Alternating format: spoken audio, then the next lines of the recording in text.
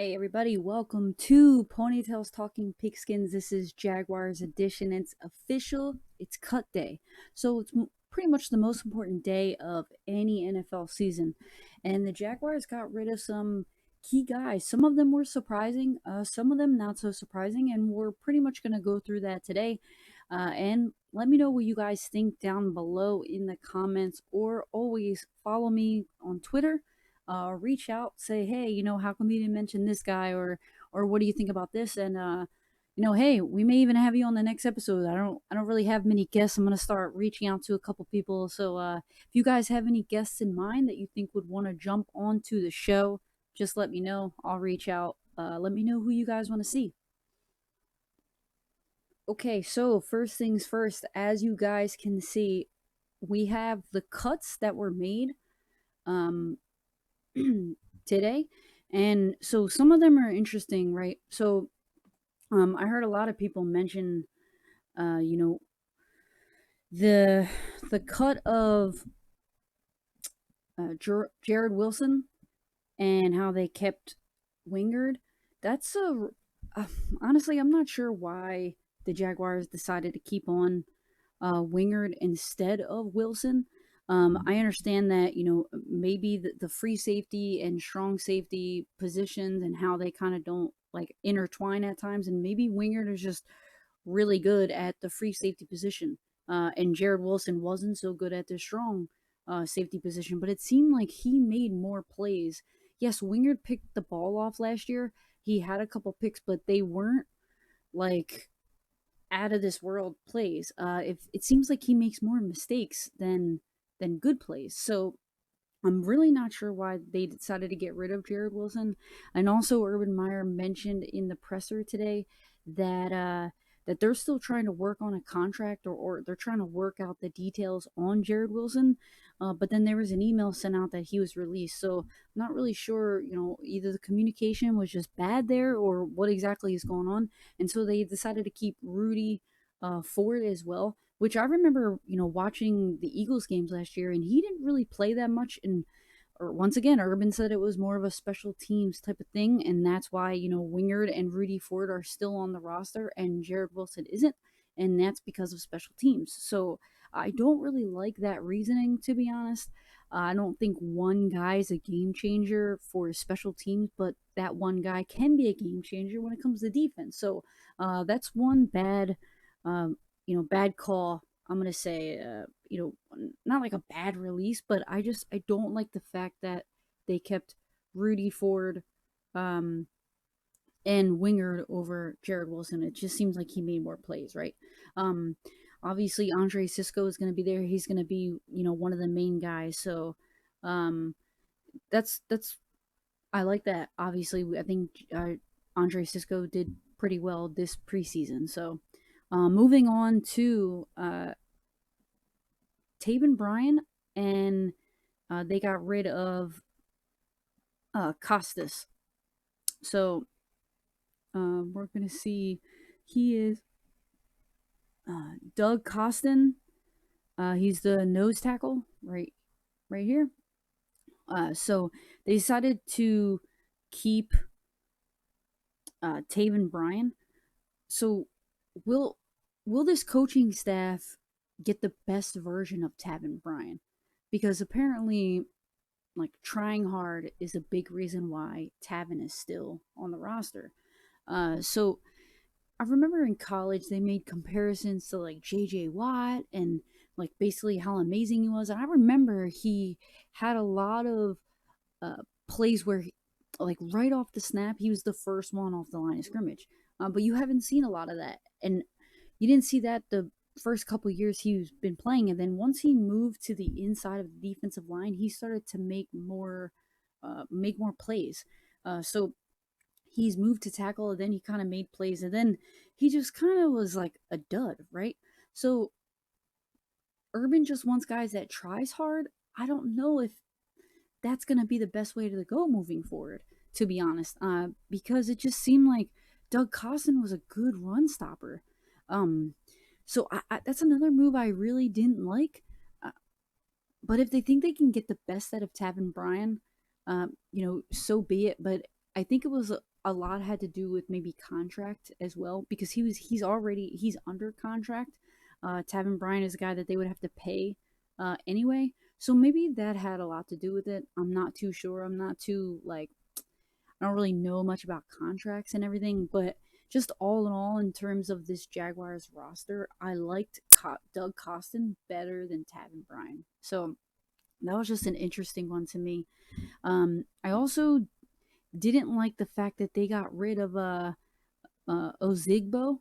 Now they Urban mentioned again in his presser that they they have right now there's a problem that he finds it an issue that they don't have like a wide receiver and running back like that dual threat type of guy, and that's going to be guys that's going to be something that they're going to look for right now in the waiver wire. So Jaguars are number one on the list, which is a good thing.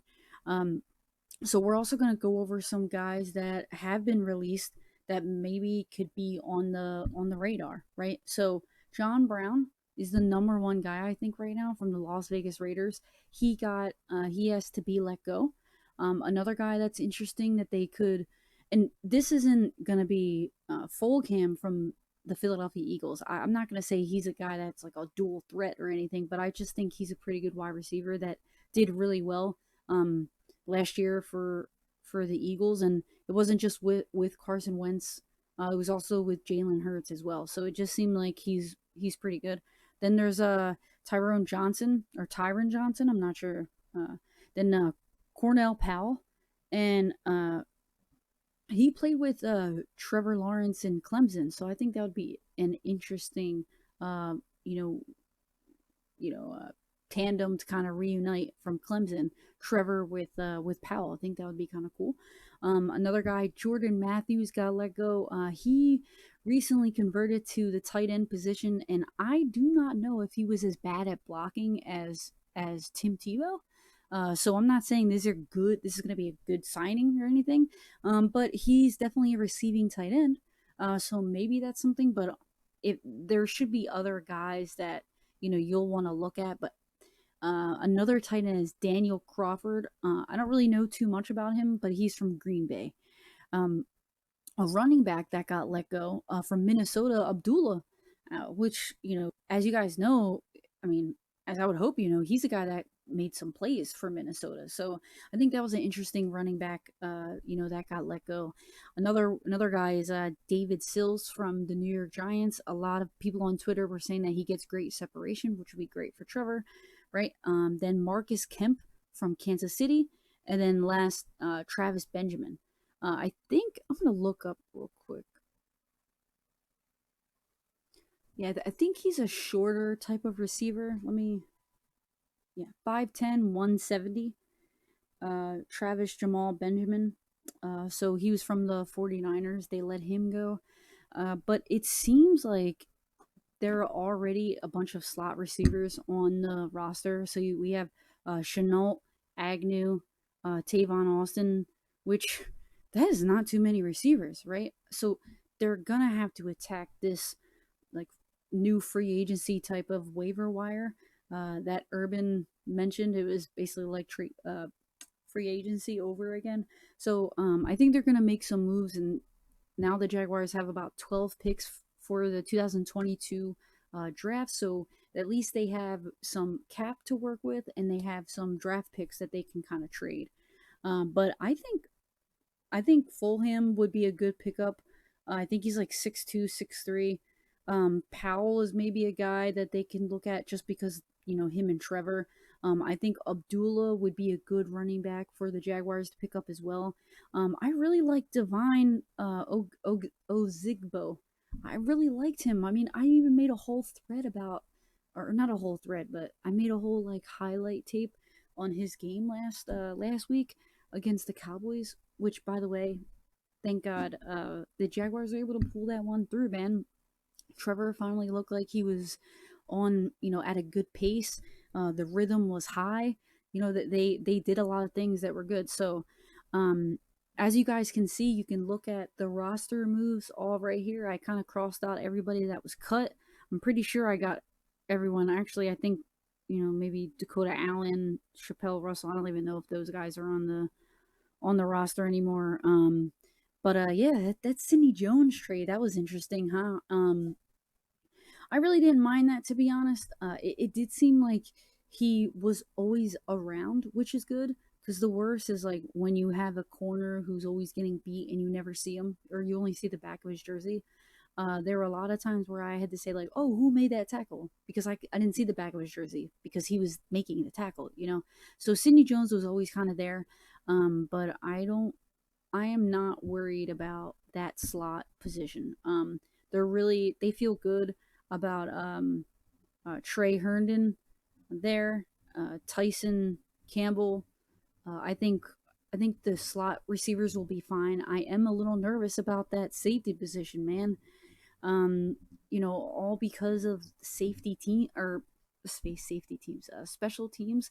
I just don't think that's a good enough reason to get rid of a guy like Jared Wilson. He was good. He was good.